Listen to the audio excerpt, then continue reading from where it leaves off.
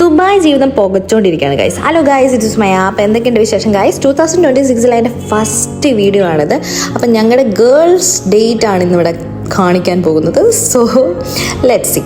ഞാൻ ഇന്ന് ഒരു ട്രഡീഷണൽ ലുക്കിലാണ് ഇറങ്ങിയിരിക്കുന്നത്. എല്ലാവരും ഒരു കുലസ്ത്രീ ലുക്കിലേക്ക് മാറി വന്നിട്ടുണ്ട്. തുണിയൊക്കെ എന്നാലും നമ്മൾ കുറയ്ക്കണമെന്നുള്ള രീതിയിൽ സ്ലീവ്ലെസ് ആണ് ഇട്ടിരിക്കുന്നത്. നമ്മൾ ഒപ്ര എന്ന് പറഞ്ഞിട്ടുള്ള സ്ഥലമാണ് കാണാൻ പോകുന്നത്. നമ്മൾ ബനിയാസിൽ ഇറങ്ങിയിട്ട് വോക്കാണ് ചെയ്തിരിക്കുന്നത്.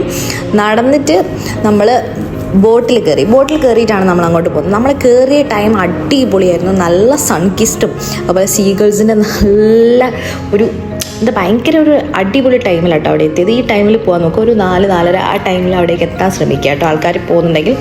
അത് മാത്രമല്ല, ഇവിടെ ഇഷ്ടം പോലെ ഷോപ്പിങ്ങിനുള്ള സ്പേസ് ഉണ്ട്. നമുക്ക് എന്താണോ വേണ്ടത് അതിവിടെ കിട്ടും. അതുപോലെ തന്നെ നല്ലോണം വില പേശാൻ അറിയാവുന്ന ഒരാളാണെങ്കിൽ this is the best option. Okay, ദുബായിൽ നമുക്ക് നല്ലൊരു ഷോപ്പിംഗ് നടത്താൻ പറ്റിയ സ്ഥലമാണ്. നമ്മൾ ഈ വിളയിലൊക്കെ ഒത്തിരി വിശ്വാസമുള്ളതുകൊണ്ട് 4 പേരും ഓരോ ഈ വിള ബ്രേസ്ലെറ്റ് അങ്ങോട്ട് വാങ്ങി കയ്യിലിട്ടു.